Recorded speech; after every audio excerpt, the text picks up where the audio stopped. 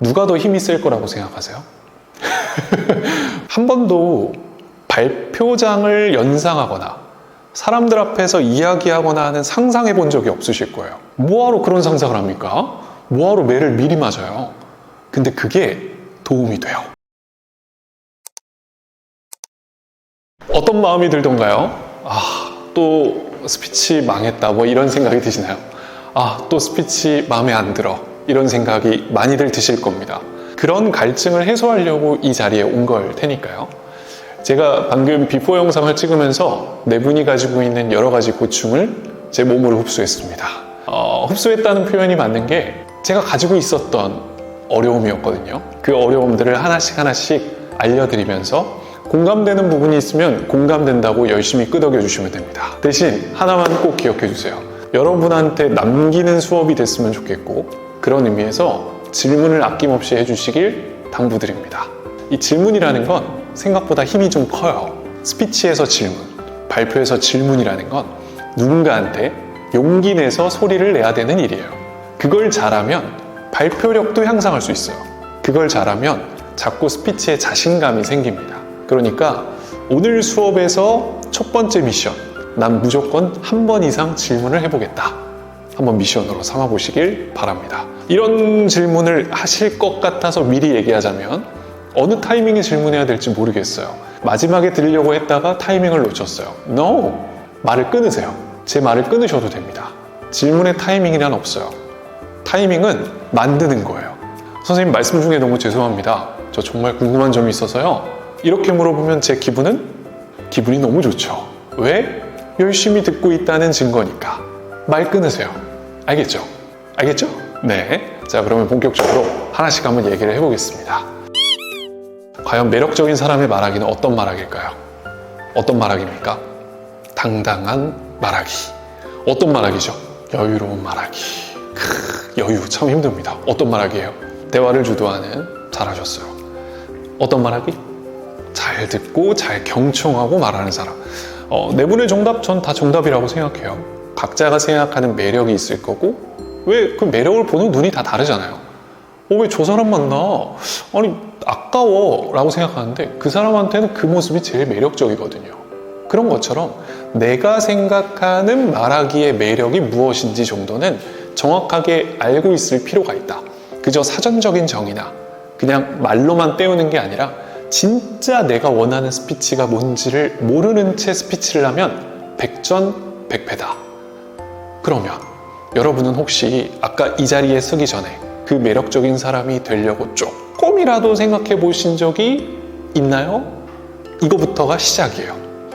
여기를 서는 순간 우리는 대부분 무슨 생각을 하냐면 떨려 죽겠어, 빨리 끝나고 나가고 싶어, 빨리 끝냈으면 좋겠어, 이런 생각만 하고 있지 매력적인 사람의 스피치를 할 생각은 요만큼도 하지를 않는다는 거예요. 그럼 여러분들이 지금까지 봤던 스피치를 잘하는 사람들, 그 사람들은 이 생각을 하면서 시작한다는 거예요. 나 오늘 또 여기 있는 사람들 완전 대박 칠 거야. 여기 있는 사람들한테 완전 웃음 빵빵 터뜨릴 거야. 여기 있는 사람들한테 완전 멋있는 사람으로 보여질 거야. 그 생각을 하는 사람과 그 생각을 하지 않는 사람은 어마어마한 갭 차이가 난다. 이게 사전 세팅이에요. 제가 좋아하는 훈련이 있어요. 바로 섀도우 복싱이에요. 이게 뭐냐면요, 전 실제로 권투를 좋아하진 않는데 권투 선수들이 하는 정말 많이 하는 훈련 중에 하나가 섀도우 복싱이라는 훈련을 해요. 그림자 복싱. 앞에 상대가 있다고 생각하고 이런 거 하는 거예요. 많이들 보셨죠? 네. 제 모습이 좀 그래도 나름 태가 좀 나오지 않습니까? 복싱을 배운 적이 없지만. 이거 왜 하는 것 같아요? 미쳤다고 이거 왜 합니까? 이 댄스 추는 건가요? 이거 왜 하죠? 상대가 앞에 있다고 생각하고 실전처럼 훈련하는 거예요. 이렇게 날라오면 이렇게 피하고 이렇게 때려야지 라는 생각을 하는 거예요. 근데 이게 도움이 될까 안 될까? 된다 이거예요. 왜? 내가 자꾸 그 상황을 그리려고 노력하니까. 한 번도 발표장을 연상하거나 사람들 앞에서 이야기하거나 하는 상상해 본 적이 없으실 거예요. 그죠? 뭐하러 그런 상상을 합니까? 뭐하러 매를 미리 맞아요? 근데 그게 도움이 돼요. 그럼 여기에 누가, 여기에 누가, 여기에 누가, 여기에 누가 앉을 거라는 걸 예측해 보시라는 거예요. 미리. 그리고 시선을 맞추면서 스피치 하듯이 쉐도잉을 하는 겁니다. 그러면 여러분의 긴장도는 조금 내려가게 돼 있어요.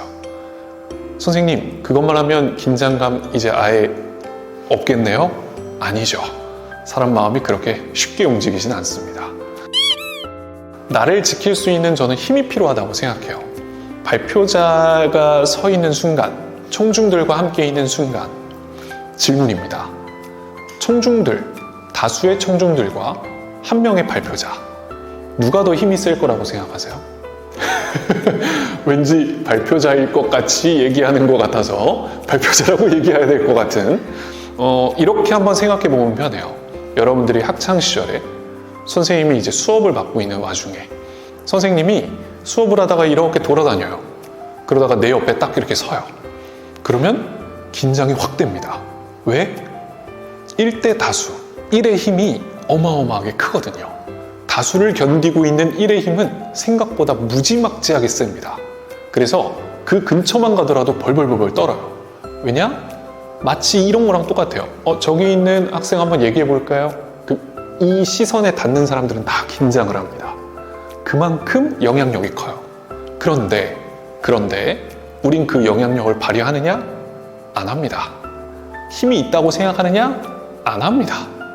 다수의 힘이 더 셀 거라고만 생각해요. 그래서 저는 그런 생각을 했으면 좋겠어요. 여기 있는 사람들을 나보다 다 밑으로 만들어야 됩니다. 좀 과감한 훈련이죠. 그걸 위해서 제가 준비한 영상이 하나 있는데 요거 한번 잠깐 볼까요? 지금같이 이렇게 사람들이 너무 많고 나 혼자 이 사람들을 상대해야 될 때는 정말 그야말로 기가 필요하거든요. 근데 난 본디 그런 사람이 아닌지라 혼자 거는 주문이 있는데 그게 뭐냐면 X밥이다라는 생각을 해요. 네, 어떤 생각이 드십니까? 아니 어떻게 저런 무지막지한 말을 근데 한 번이라도 저런 생각으로 시도해 볼 생각 해보셨나요? 아마 못할 겁니다. 게다가 처음 만나는 사람들이고 아니 선생님 어떻게 처음 만나는 사람을 다 족밥으로 봅니까? 안 돼요. 쉽지 않아요. 그렇다고 해서 제가 여러분들을 다 밥으로 이런 건 아닙니다만 저는 그 마인드가 필요하다는 생각이 들어요. 왜? 면접으로 예를 들어볼게요. 면접 때 어떠셨어요? 면접관들의 눈이 총알처럼 느껴지지 않던가요? 매의 눈처럼 느껴지지 않던가요? 그럴 수밖에. 왜냐하면 이 사람들은 나보다 직급이 위고 나를 평가하는 사람들이고 나보다 대단한 사람들이라고 느끼니까. 근데 그 프레임이 깨지지 않으면 이 사람들과 나는 동등한 위치일 수 없어요. 선생님 아까 분명히 1의 힘이 크다고 했는데 면접장에서도 1의 힘이 클까요? 전 그렇다고 생각해요. 왜냐면 나라는 사람의 말하기에 귀를 기울이고 있는 3명, 4명의 청중이 있는 거니까요. 그런 마인드를 가져야 자꾸 이 자리를 여러분들의 것으로 만들 수 있다. 나는 과연 이 앞에서 당당히 하고 있는가? 라는 생각을 하셔야 돼요. 그럼 여기서 또 질문. 당당하지 못할 이유는 뭐예요? 방금 주제가 뭐였어요? 자기소개. 자기소개는 나 말고 그 어떤 사람도 할 수가 없어요. 같은 예로 발표는 발표자 외에 그 어떤 사람도 내 자리를 대체할 수가 없어요. 그 순간만큼은 몇 시간이건 며칠이건 몇 년이건 준비했던 나라는 사람만 할 수 있는 자리예요. 그 자부심이 없으면 말하기는 내 편이 아닌 네 편이 된다. 꼭 기억하셔야 돼요. 그럼 영상을 다시 보건대 왜 저렇게 당당하지 못했지를 한번 보세요. 그러면 이런 몸짓에서 여러분의 시선에서 말하기에서 이미 주눅 들어있는 많은 모습들이 보일 거다. 그거부터 바꾸시는 거예요. 알겠죠? 나를 기분 좋게 하는 사람들이냐 아니면 나의 안티팬이냐. 이건 실제로 지진이 씨의 인스타그램인데 한 분이 댓글로 이런 말씀을 하셨어요. 이 지진 씨의 인스타는 절망 속에서도 기록을 잃지 않은 마지막 인류 같다. 너무 심각하다 이거예요. 웃는 사진이 하나도 없잖아요. 근데 실제로 저는 많은 강연을 다니지만 이렇게 이런 표정 짓고 강연 들으시는 100명, 200명을 숱하게 봅니다. 그럼 마음이 어때요? 나쁘죠? 쉽지 않아요. 그럼에도 불구하고 저는 이걸 이렇게 받아들이려고 노력한다. 팬클럽 현상입니다. 내 팬클럽이 앉아있다는 생각으로 말을 한다면 말하기는 훨씬 수월해져요. 황금 같은 시간을 빼서 저를 보러 온 저의 팬이나 다름없는 분들이신 거예요. 그렇기에 긴장감도 덜 할 수 있어요. 그런데 여러분은 여기 앞에 앉아 계시는 분들이 여러분들의 적입니까? 여러분들을 헐뜯으려고 하는 면접관인가요? 아니잖아요. 근데 왜 이분들의 시선을, 왜 이분들의 존재를 자꾸 이렇게 만드냐 이거예요. 그래요, 안 그래요? 그러면 여기 계신 분뿐만이 아니라 다른 내가 발표를 나갔을 때 사람들은 어떤 생각을 갖고 있느냐? 아, 저 발표자 망했으면 좋겠다. 저 발표자 실수했으면 좋겠다. 그런 생각을 갖고 있는 사람은 사이코패스 외에 없어요. 대부분의 사람들은 잘했으면 좋겠고 잘하길 바래요. 그죠? 나를 어마어마하게 시기 질투하는 사람들 외에는 대부분이 이 마인드인데 우린 자꾸 이 마인드로 발표를 한다. 왜 가족들 앞에서, 왜 친구들 앞에서는 말이 잘 나오는데 이 낯선 환경에서는 말이 잘 안 나올까? 이걸로 만드니까요. 발표를 잘하려면 긍정적이어야 돼요. 사람들을 내 편으로 만들어야 되지 자꾸 적으로 만들어 버릇 해서는 안 된다. 이걸 꼭 기억하셔야 됩니다. 그러면 여러분들의 태도는 두 가지가 바뀔 거예요. 방금 얘기를 들으면 첫 번째, 자꾸 웃음이 나야 됩니다.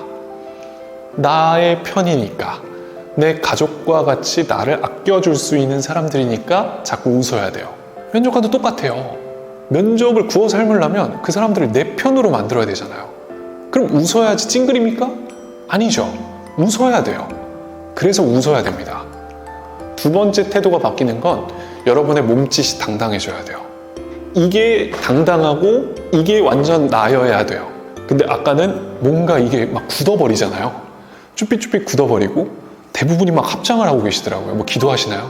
아니잖아요. 이게 풀어지고 조금 더 내 편이에요 라는 느낌이 들어야 발표가 훨씬 더 멋있어진다는 거. 이걸 꼭 기억하셔야 됩니다. 아시겠죠?